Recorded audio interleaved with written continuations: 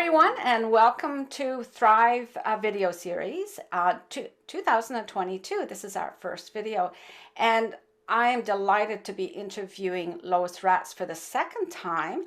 This time we're going to be focused on how she got to this part in her business, or this time in her business, and what she has planned for 2022. So, Lois, I'm going to ask you to introduce yourself from your business and tell us a little bit about how you got here. Absolutely. Thank you so much for this opportunity. I always love to reflect, and I'm supposed to be writing a journal, so they say. And every time I do, I'd just rather talk it out. So this is a good this is a good substitute. Good opportunity. Good opportunity. Yeah. So thanks for the opportunity. And so Patricia has asked me to talk about how I got to this place in my life, in my business. So I'm past retirement age. I don't really feel it. Although in the last couple of years with everything that was going on, I have to say I did feel like I have slowed down a little bit. But really, I've run Ready to Grow for the last 15 years. And in the last few years, I've really targeted it towards a particular group that I really have a heart for, and that is the smallest business owners, particularly professional services. And so that is really the focus, and it's a really good focus to have, and it involves quite a number of challenges getting the right models and systems and processes and just kind of designing it so that it actually meets the needs of the smallest owners. And Mm-hmm. I've spent a lot of time and energy thinking this through, getting lots of feedback from my groups, and I'm happy with where I'm at right now, but I feel like I'm just beginning. And this is how it goes with business, right? Like you get it together and then you go around the neck and then you come up to the next level, right? And then you have to go around again, come up to the next level. So I've probably gone through that learning curve. I don't know how many times.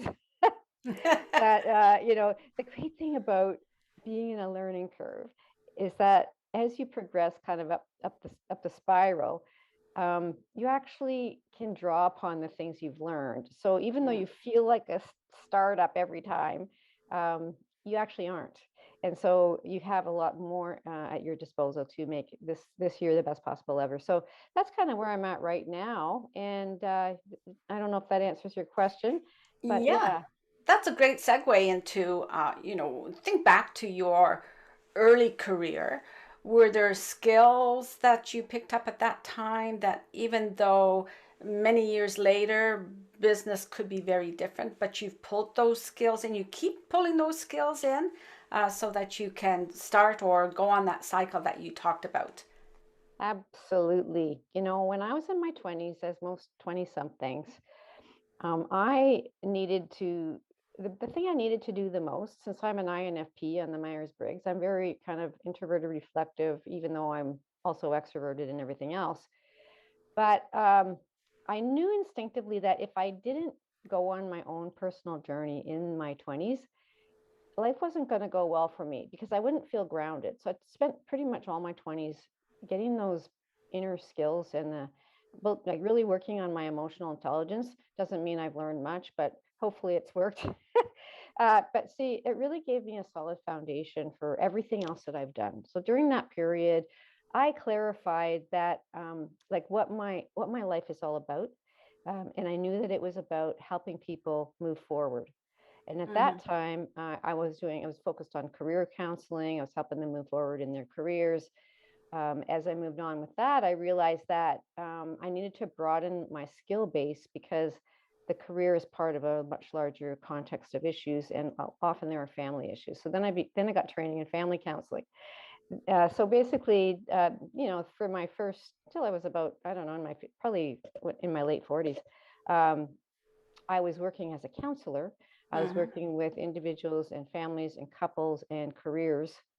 And then, that is a really great way to learn about a lot of stuff, really intensively. So I'm really grateful that I had that foundation because,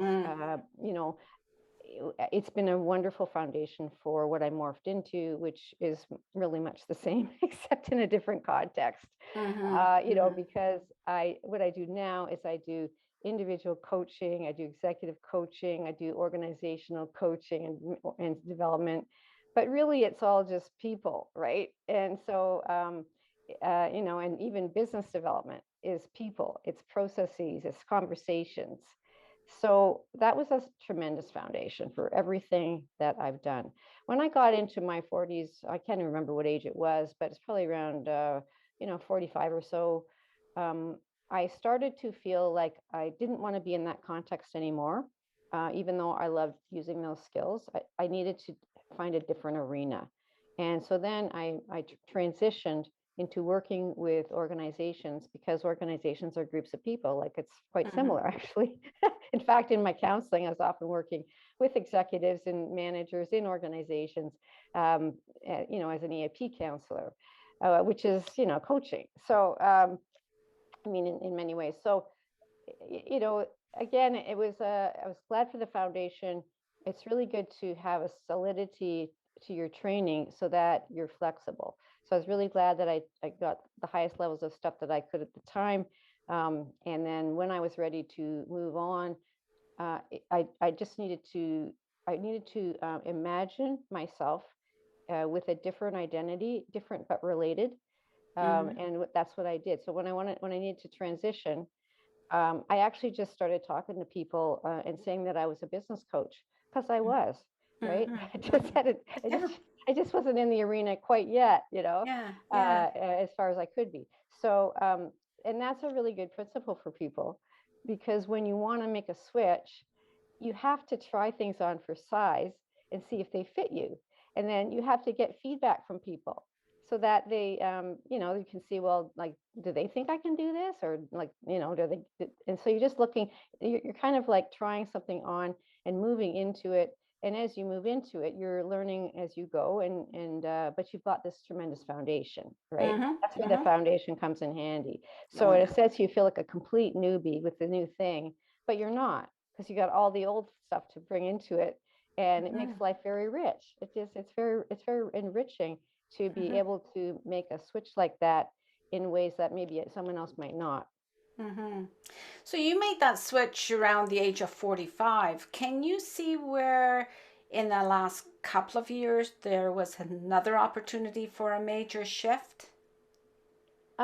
Well, yes, because when I was 50, that's when I started Ready to Grow. So 45 to 50, I was transitioning and finding my way. And actually, I started a business with a partner.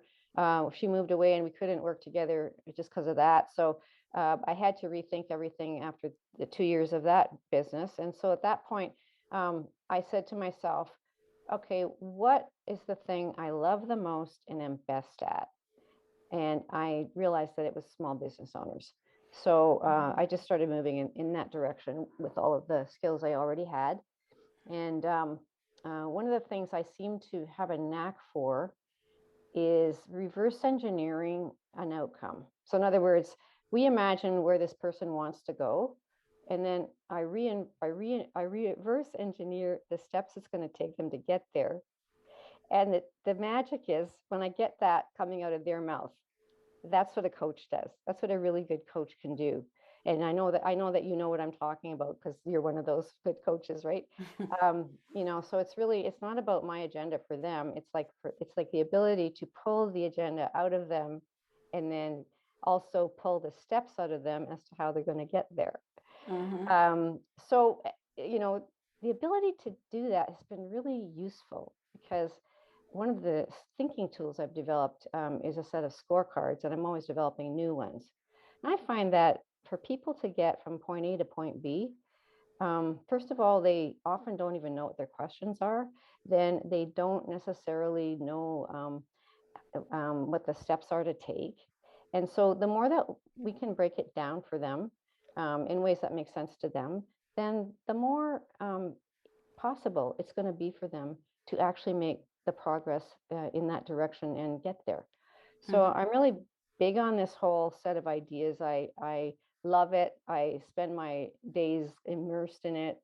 and I'm, building out courses now that, get that methodology out there.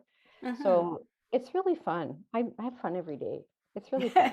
That's great. I'm sure a lot of people will be very happy to hear that. Like we come to a time where the things that we do, the things that we choose to do, even if it's in our work life, are the things that we enjoy the most. Mhm. And we've brought all these skills forward, all our experiences, and we're very fortunate that we're able to identify what our value is based on all those experiences.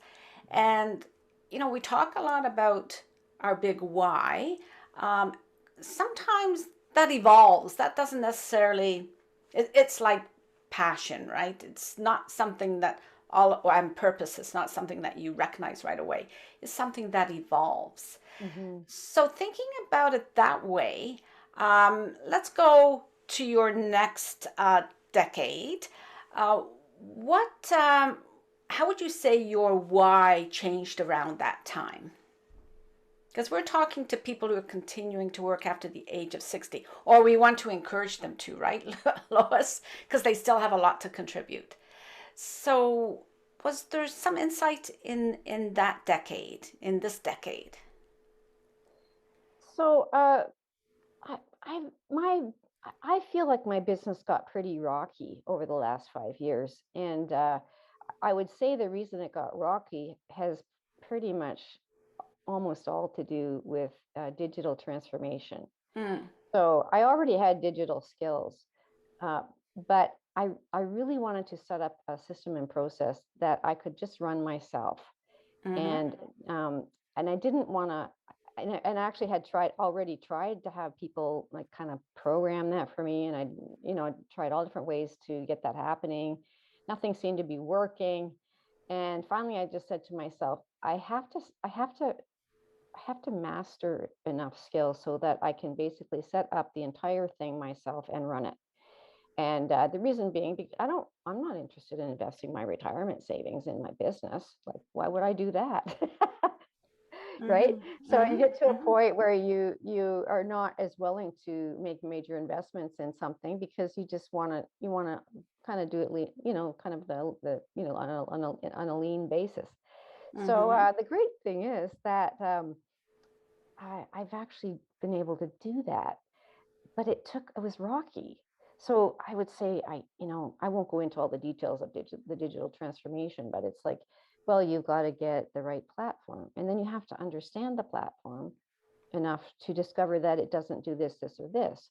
And you can't always tell that at the start because they never tell you what it can't do. They only tell you what it can do. Right. And so like all the platforms I tried were actually pretty good, but they didn't do what I needed them to do, and there was no way to tell that ahead of time. So basically I just rebuilt my business, I don't know, about 6 times, and on different platforms. And but see, the great thing is I'm running this mastermind all along, and so I've got this weekly cheerleading section, and they don't seem to mind that I'm going through these transitions, and I can't really seem to quite get their modules housed anywhere, because actually, and that was really interesting learning for me. I want to mention this because there's so many things we assume we must have, and we assume that it must go like perfectly or at least well, right? Mm-hmm. And then you realize when after a time when you couldn't do it, you just couldn't pull it off. Like you realize that none of it mattered, and what's in the room with you right now is what matters most. So Mm-hmm. that was such a profound realization for me. It really freed me up. Like I just let the perfection thing go out the window because they didn't seem to care. They were happy to meet with me once a week because we had really meaningful conversations.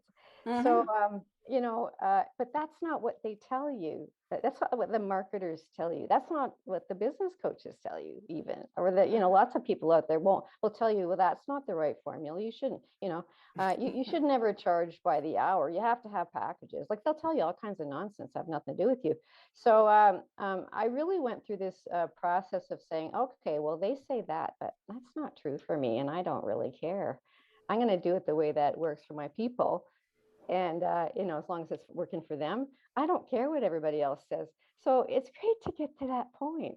It makes It everything way is. more fun, Yeah, right? And I I've know that a lot of people our age, um, they're a bit hung up on that. Like they might be having the same digital challenges I've gone through.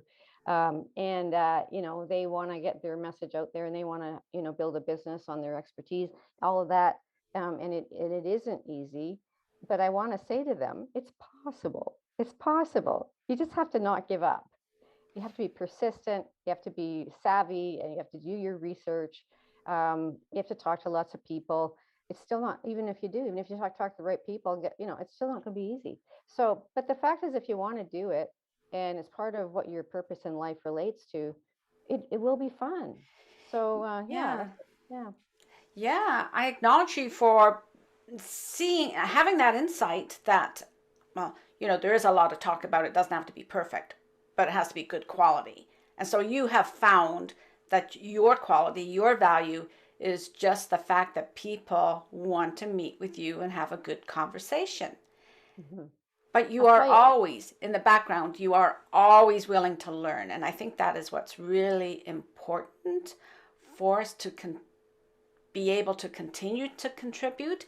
We still have to be taking something in. We have to be learning so that we can continue to contribute. So it sounds like even though you said it was a little rocky, you expect it to be rocky. So you're moving with those rocks, I guess we would say, right? You are able to navigate around them. And I think that's great insight that you have. Always with, and I love this, the foundation. So you Hmm. have built a good foundation of wanting to learn, being willing to not be perfect, be willing to always be the learner, and therefore you can take on new projects. And also you're a great role model for those small businesses, those professionals that it's not always perfect for them. So I acknowledge you for that huge Thank you. insight. Thank you, Patricia. It's Mm-hmm. always nice to talk with you because because you're also are easy to talk to. So yeah, and I really appreciate that. Yeah. But I really do want to say to people that we have to get rid of the fear of failure because it doesn't help us. It's really a hindrance. And we have to Mm, be willing to fail. And mm, it's painful because who wants to fail? Like, who wants to not have something come off well? But I know during the years when I was kind of stuck, more stuck that way, um, it would, I was my own barrier, like you're your mm. own barrier because you're not like you'll try something, you fail, and then, you either say, well, I'm never doing that again, or I'm not going right. I'm not gonna, or I'm sure people think I'm an idiot, right? Or whatever else the self-talk is that you say to yourself. Well, you just shouldn't do that because it doesn't help. So, I remember in my 20s, I was struggling with assertiveness, right? All of us have struggled with assertiveness who are nice people. So, struggling with assertiveness, and I just had to really take my self-talk in hand and just not, and I had to really, really work with it. So and it doesn't, that problem doesn't go away. I mean, it really, people who struggle with self-talk, they will struggle with it in one form or another all their lives. But what I mhm. meant to say about my 20s is that I would do something that didn't turn out the way I wanted it to, and I would beat myself up for like 2 weeks. I don't know. It was at least a few days. I would beat myself up. And now it's more like 2 seconds. So, So, what would you say to the 20-year-old Lois now then? well, I would say, good thing you're learning because there's a lot of learning in that curve, and Yeah. you better be nice to yourself because why wouldn't Yeah. you be? You're a nice person. You should be nice to yourself as you are to other people. Oh, I love that because this is a continuing story, right? And Yes. yep, there's going See, to be and rocky times and when people are in transition, this is especially important to remember because when we're in transition, I wrote an article about this way back when, um, and it really is, you're gonna feel like not being with people because you're not really feeling good, or there's just certain things you're going to have to go through. And self-talk is a really big part of any transition. And we will get down on ourselves because we're in transition. Well, what a stupid thing to do. Transition is transition, right? Yeah. Everybody goes through them. Like there's no point in blaming ourselves for anything related to transition. So Mm-hmm. yeah, it's important. Mm-hmm.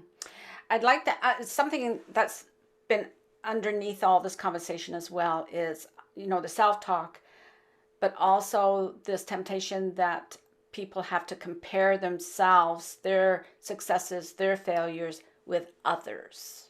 Okay. Yeah. What would you tell your 20 something about comparing your life with others?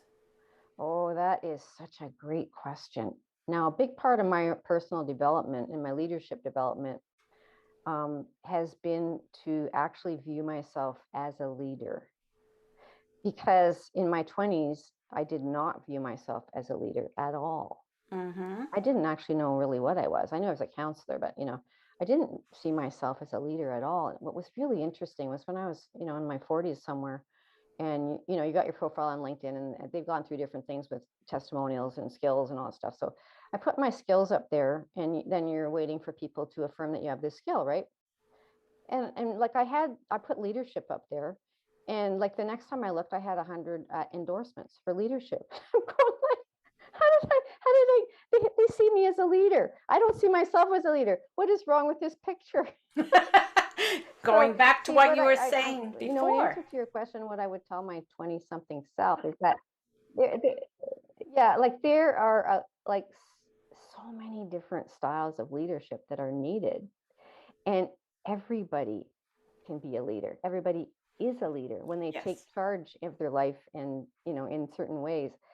And so I would tell myself to believe that I'm a leader and behave as if I am, and then my leadership gifts will have a way to come out in ways that they didn't really at that time, because I mean there were lots of things even women were going through at that time, right? So Mm-hmm. when I was in my 20s, like every leader I knew was a man, every Mm-hmm. politician I knew was a man. There were no women in leadership that I personally knew, at least not Yeah. very many. And so I didn't have, I'm sure they were out there, but I didn't personally have role models that would have been helpful at that time. Mm-hmm. So over time, I mean, actually through my 20s, I was acquainted with more, but um, these are really profound issues for young people and young women. It's like, well, how do you see yourself? Like, how do you define yourself? Like, what would your leadership style be? um, you know you're not like the major in the army, right? Well, which is how leadership was defined at that time. Like Mm-hmm. that was it. So Mm-hmm. if you weren't extraverted, and if you weren't an ESTJ, you could just forget it. If Yeah. you weren't extroverted, and you're really linear and you're thinking, and whatever else, whatever the Ever. misperceptions Yeah. were, right? Like Yeah. there are lots of misperceptions. But see, we have to see ourselves as a leader, or it's hard to behave as a leader. Mm-hmm. Mm-hmm. And that's been a very interesting set of learnings for me throughout my life. And I'm very happy that I've engaged in that learning process. It's been very rewarding, very gratifying to sort of take on more leadership roles and discover that I could do them, no problem. Mm-hmm. Um, but I could have done that in my 20s. I just didn't know. Yeah, didn't know. Different time. Yeah, so that's something that you can pass on to the professionals, the younger professionals, and the younger business owners, so that they don't have to fight that Hmm. self-talk as much, right? Hmm. Because No, that takes up valuable energy that they need for something yeah, else. it's a big waste of time. It Yeah, is. time and Yeah, energy. yeah. What is next for you, Lois? So what I went through quite a transition this past year, because I turned a big golden age, that 65 age, um, and consciously we all know this is a number, right? But subconsciously we don't necessarily, right? And I just didn't feel 65, although I felt like I was slowing down a bit. And I was having some health challenges at that time. That was another factor. I didn't know, well, it's just going to get worse, and I can't, So I was very much in transition. And then I just kind of let the whole process unfold. COVID was going on. It was, crazy times. And, but I just said to myself, well, it's a day at a time. Take the day at a time, and we'll just see what emerges. Now, you see, it's hard to be in that mental space. Like, it's hard to let things emerge. It's hard to just not feel this urge to take charge. And so the key is to take charge of everything you can take charge of and forget everything else. Right? Like, it's all on side burner, right? Everything went on the side burner in the last couple of years due to COVID and, various, family issues or whatever comes along. See, in our 50s, what's going to happen for us is our parents are going to get ill or pass on. If they haven't passed on in our 50s, they're going to pass on in our 60s or 70s, so that's a major transition for most middle-aged adults. Yep. And it takes a lot of energy to go through that transition, to grieve the loss of the parents or other family members or friends, and then, then you have to kind of redefine yourself at that point, so I'm no longer a daughter to these two parents, who am I in that regard? All these questions when we're in these middle-aged transitions. Yeah. So it's important to be able to go through those and just day by day. And that's really the best attitude, and really be able to keep on the front burner what needs to be there, and then side burner everything that's not relevant. I love that analogy. That's great. Thank you very much. So I am going to ask you for one last thing that you might want to share with the audience that that they need to know from you. Oh, that's a great question. What is the one thing I'd like them to know? Well, I would say that we are all called to shine in this world. We are not to hide our light under a bushel. We are not to say we can't do things that we actually can do. So whatever you need to do to shine, those are the things you should do. And that's what I'd love to share with you. That's wonderful. Thank you so much for ending up with that one. That just ties everything together. So I do know that you have a signature program, and we're going to put that in the description of this video. And I want to ask people who are watching us, our audience, to please check out your website and your program, and check on social media so that they can connect with you if something's resonated with you. And I want to thank you very much for participating in the Thrive video series, especially for the playlist of enjoying your work after 60. You're a great role model. Oh, thank you so much. And you are too. And it's just been a pleasure to chat with you, Patricia. So it's a wonderful series, and it's a really important endeavor to capture conversations, because that's where change happens, right? When we have a sounding board and we have ways to explore ideas, that's how people change.